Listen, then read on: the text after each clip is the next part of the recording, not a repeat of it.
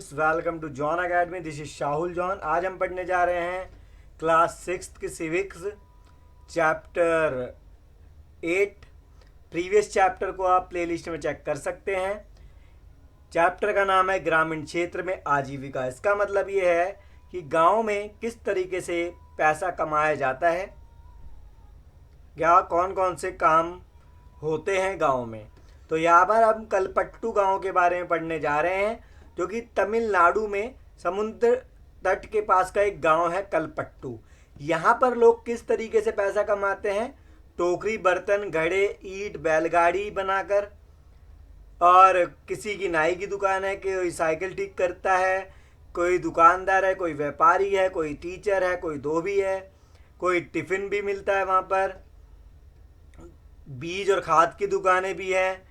और टिफ़िन का मतलब है खाने पीने की हल्की फुल्की चीज़ें, जैसे सुबह इडली, डोसा व उपमा मिलता है और शाम के नाश्ते में बड़ा, बोंडा व मैसूर पाक मिलता है। और बहुत से परिवार में लोहार का भी काम होता है, जहाँ पर लोहे की चीज़ें बनाई जाती है, साइकिल की मरम्मत भी होती है। और गांव में छोटी पहाड़ियों से घिरावा भी है वो गांव, और सिंचित ज़मीन जहाँ पर सिंचाई होती है वहाँ पर धान की खेती भी होती है। नारियल के काफ़ी बाग भी हैं वहाँ पर, कपास, गन्ना के केला भी उगाया जाता है वहाँ पर। अब हम इसमें पढ़ने जा रहे हैं तुलसी की स्टोरी। तुलसी एक लेडीज़ है जो कि वहाँ ही काम करती है कलपट्टू गांव में। एक रामलिंगम नाम का व्यक्ति है जिसकी गांव के अंदर बहुत बड़ी मात्रा में ज़मीन है। तो तुलसी रामलिंगम की ज़मीन पर काम करती है, और शादी से पहले भी वो मायके में धान के खेतों में मजदूरी किया करती थी। तो यहाँ पर काम करती है वो 8:30 बजे से शाम के 4:30 बजे तक। रामलिंगन की जो पत्नी है उसका नाम है करुथम्बा, जो कि काम की निगरानी करती है कि कौन क्या क्या काम कर रहा है। और साल के कुछ ही मौके ऐसे होते हैं जब मुझे नियमित रूप से मजदूरी मिलती है। तुलसी बता रही है साल के कुछ मौके होते हैं जहाँ पर नियमित रूप से उसको मजदूरी मिल पाती है, पैसा कमा पाती है नियमित रूप से। यह उन मौकों में से एक है। मैं धान रोप रही हूँ, तुलसी कह रही है मैं धान रोप रही हूँ। जब धान की फसल थोड़ी बढ़ जाएगी तो रामलिंगन हमें निराई के लिए और बाद में कटाई के लिए बुलाएगा। तो 3-4 काम उनको मिलते हैं वहाँ पर, निराई का भी, कटाई का भी, ये सारे उनको काम मिलते हैं। और जब वो छोटी थी तो निराई कटाई का काम आसानी से करती थी, पर अब उसकी थोड़ी उम्र हो गई है तो अब उसको थोड़ी बहुत तकलीफ होती है निराई करने में। रामलिंगन एक दिन का 40 रुपये देता है मजदूरी का। मेरे गांव में मजदूरी के रेट से ये थोड़ा कम है, उसके गांव में 40 रुपये से थोड़ा ज़्यादा मिलता था, पर रामलिंगन यानी कि कलपट्टू गांव के अंदर उसको 40 रुपये एक दिन के मिलते हैं। साथ ही साथ उसका जो पति है रमन, वो एक मजदूर है, और तुलसी के पास कोई ज़मीन नहीं है। साल के इन महीनों में खेतों में कीड़ों की दवाई भी छिड़कता है। कौन छिड़कता है? तुलसी का पति रमन। और उसे पास की खान से पत्थर या नदी से बालू ढोने का भी काम मिल जाता है। पत्थर और बालू पास के शहरों में मकान बनाने के ट्रक से ले जाए जाते हैं। पत्थर ले जाए जाते हैं, बालू पास के शहरों में मकान बनाने के लिए ट्रक से ले जाए जाते हैं। खेत में काम करने के अलावा घर का सारा काम वही करती है। खेत में तो काम करती है तुलसी, साथ ही साथ अपने घर का भी काम करती है।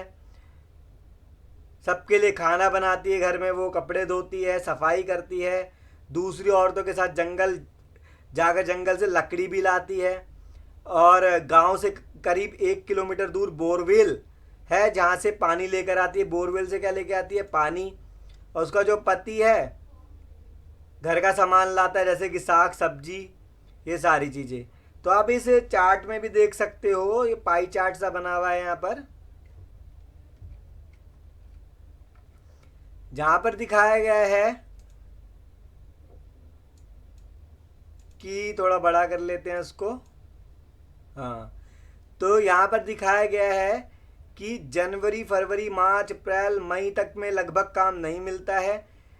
जून में मिलता है काम बीड़ा बनाने का, जुलाई अगस्त रोपाई, सितंबर से अक्टूबर के बीच में निराई का, और नवंबर से दिसंबर के बीच में कटाई का काम ही उनको मिल पाता है। तो ये चार्ट है उनके जीवन का, जिसमें वो काम जो जो काम उनको मिल पाता है।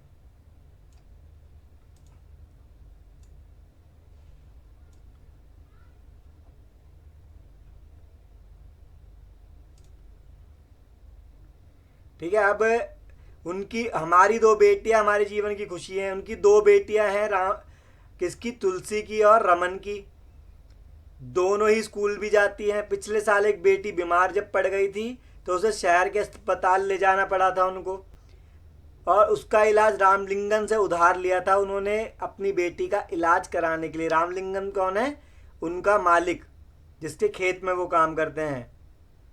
और जब उन्होंने रामलिंगन का उधार चुकाया तो उन्हें अपनी गाय तक भी बेचनी पड़ गई थी। जैसा कि आपने तुलसी की कहानी में पढ़ा, ग्रामीण इलाकों में गरीब परिवारों का बहुत सारा समय पानी और जलावन की लकड़ी लाने एवं जानवर चराने में बीतता है। इन कामों से कोई पैसा नहीं मिलता, लेकिन गरीब परिवारों में ये बहुत महत्वपूर्ण हो जाते हैं। ये काम बहुत महत्वपूर्ण है गरीब परिवारों में, गाँव में, कि लकड़ी को लेके आना, जानवरों को चराना, ऐसे काम गांव में बहुत मेन होते हैं ये। वे मजदूरी से जो थोड़ा पैसा कमाते हैं उससे गुजारा नहीं होता। घर चलाने और ज़िंदगी बसर करने के लिए इन कामों को तो करना ही पड़ता है उनको। इनसे सिर्फ उनका जीवन यापन ही चल पाता है। हमारे देश के ग्रामीण परिवारों में से करीब 40% खेतीहर मजदूर है। ये जनरल नॉलेज की भी बात है कि हमारे देश में ग्रामीण परिवारों में कौन है? 40% खेतीहर मजदूर। कुछ के पास ज़मीन के छोटे छोटे टुकड़े भी हैं, बाकी तुलसी की तरह भूमिहीन है। कई बार जब कुछ के पास तो ज़मीनें हैं भी थोड़ी थोड़ी, और तुलसी जैसे लोगों के पास तो ज़मीन ही नहीं है।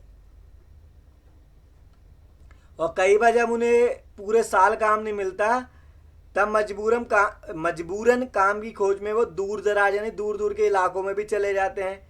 इस तरह का पलायन कुछ विशेष मौसमों से ही होता है। ठीक है। फिर है शेखर के बारे में पढ़ रहे हैं हम यहाँ पर। हमें धान अपने घर ले जाना है। मेरे परिवार ने अभी अभी फसलों की कटाई पूरी की है। हमारे पास 2 एकड़ ज़मीन है। तो शेखर के पास कितनी ज़मीन है? 2 एकड़ की। अपने अपने खेत का काम खुद ही कर लेते हैं। वो अपने खेत का काम कैसे कर लेता है? खुद ही कर लेता है। मैं कई बार कटाई के समय दूसरे छोटे किसानों की मदद ले लेता हूँ और बदले में उनको खेत में कटाई करवा देता हूँ। तो कह रहा है कि अपने खेत में भी काम कर लेता है वो उनसे, अपने खेत में भी काम करवा लेता है दूसरे किसानों से, और जब ज़रूरत पड़ती है तो दूसरों के खेत में भी काम करवाने चला जाता है। व्यापारी मुझे उधार पर बीज और खाद भी दे देते हैं, यानी कि शेखर को। इसे चुकाने के लिए मुझे थोड़े कम दामों पर उसे धान बेचना पड़ता है। पर जब वो उधार लेता है, व्यापारी उधार बीज और खाद जब लेता है तो कम पैसों पर उसको धान भी बेचना पड़ता है। अगर मैं बाजार में बेचूं तो ज़्यादा पैसा मिल जाएगा। अगर वही चीज़ वो बाजार में बेच दो ज़्यादा पैसा मिल जाएगा, लेकिन मुझे उधार भी तो चुकाना है। अब वो करे क्या? उसको तो उधार भी चुकाना होता है। व्यापारी ने किसानों को याद दिलाने के लिए अपना एजेंट भेजा है कि जिन किसानों ने उधार लिया है वे उसी को अपना धान बेचे। उन्होंने बोला है कि जिन किसानों ने उधार लिया है उसी को धान बेचना है।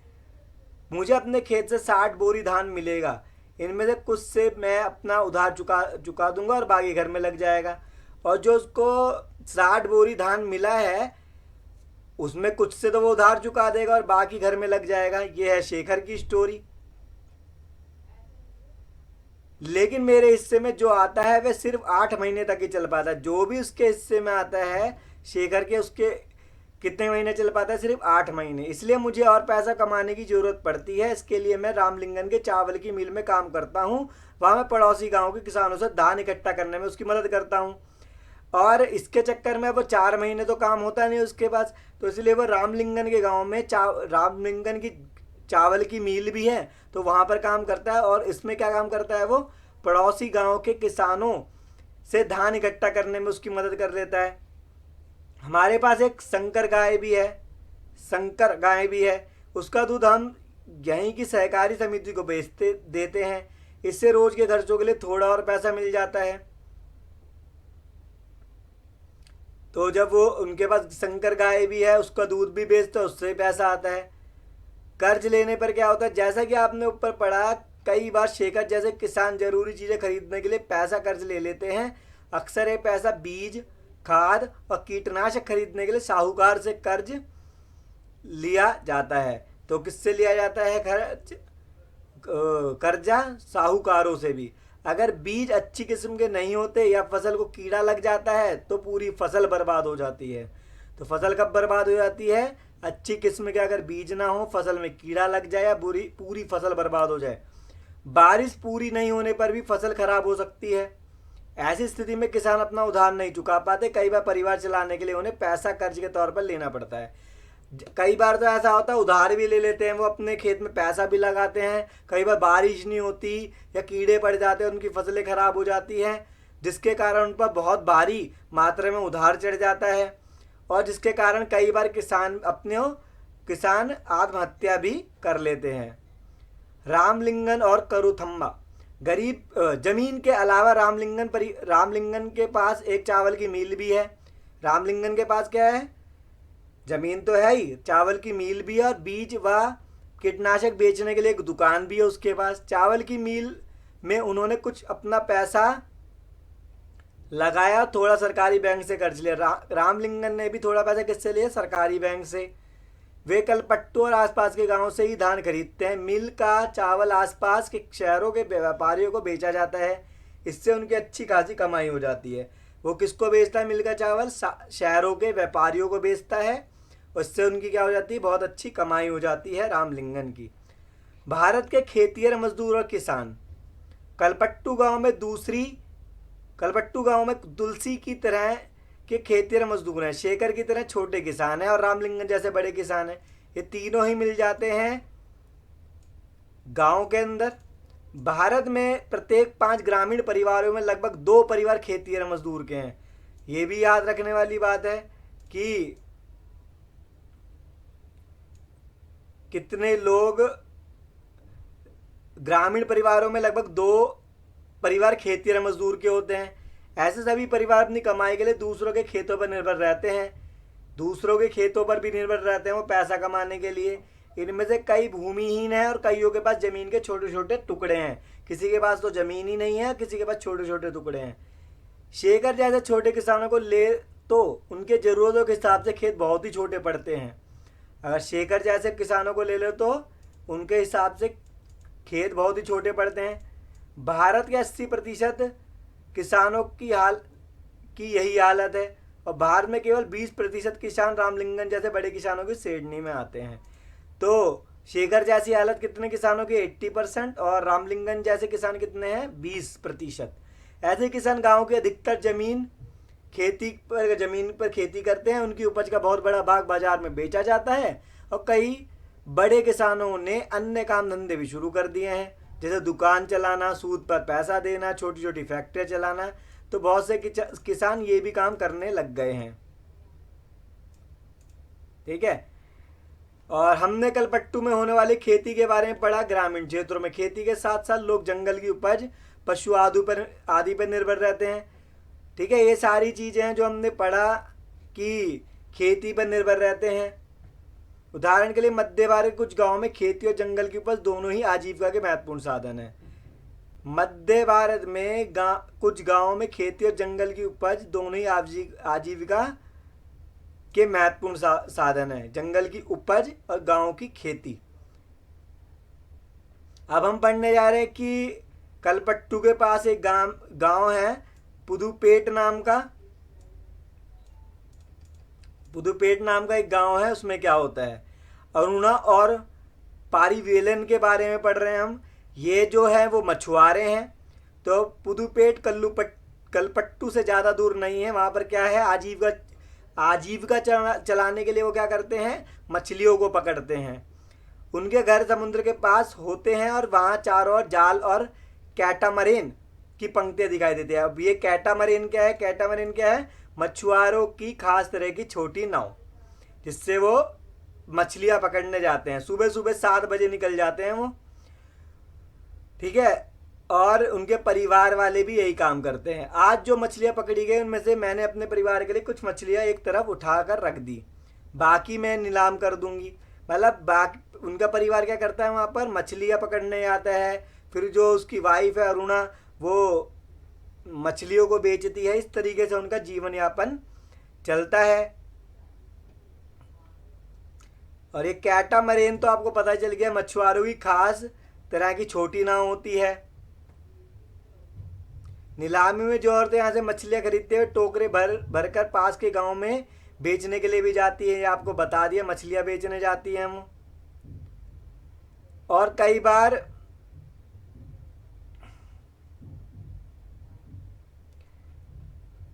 ये शाम को मेरा पति और बाकी रिश्तेदार मिलकर जाल को सुलझाते हैं और उसकी मरम्मत करते हैं। कल सुबह सुबह 2 बजे फिर समुद्र की तरफ चल देंगे। हर साल मानसून के दौरान करीब 4 महीने तक वे समुद्र में नहीं जा पाते। जिस समय मानसून होता है उस समय वो समुद्र में नहीं जा पाते। रीज़न क्या है? मछलियाँ उस समय क्या करती है? प्रजनन करती हैं, यानी कि अंडे देती हैं। इन महीनों में हम व्यापारी से उधार लेकर अपना गुजारा चलाते हैं। उस समय क्या करते हैं? जब मछली अंडे देती हैं, व्यापारी से उधार लेकर अपना गुजारा चलाते हैं वो। इस कारण बाद में हमें मजबूरी में उस व्यापारी को मछली बेचनी भी पड़ती है। हम खुद खुली नीलामी नहीं कर पाते। वे खाली महीना काटना सबसे मुश्किल होता है, जिस समय मछलियाँ प्रजनन करती हैं, यानी कि जिस समय अंडे देती हैं। पिछले साल सुनामी के कारण हमारा बहुत बड़ा नुकसान हुआ। कई बार तो सुनामी आ जाती है तो उनको बहुत बड़ा नुकसान भी झेलना पड़ता है। ग्रामीण क्षेत्रों में आजीविका के साधन आपने पढ़ लिया है। कोई खेती बाड़ी करके पैसे कमा रहा है, कोई मछलियाँ पकड़ के पैसा कमा रहा है। तो इस तरीके से जीवन यापन चलता है गाँव में, ग्रामीण इलाकों में। ठीक है, अगर आपको ये वीडियो पसंद आई है तो इस वीडियो को लाइक शेयर करना ना भूलें। अगर आप इसके PDF नोट्स चाहते हैं या वीडियो नोट्स चाहते हैं आप इसके, तो प्ले स्टोर से जॉन एकेडमी की ऐप को डाउनलोड करना ना भूलें।